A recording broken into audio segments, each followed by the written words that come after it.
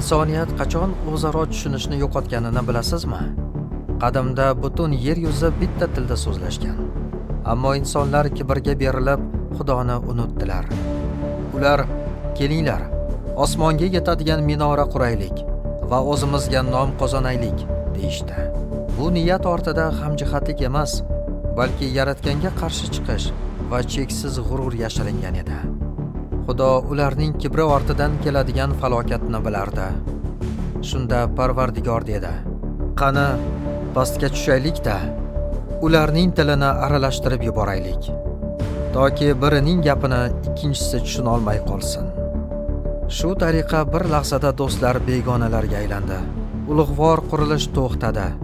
Xudo ularni yer yuzi bo'ylab tarqatib yubordi, toki inson faqat o'z kuchiga tayanib kibrga berilmasin.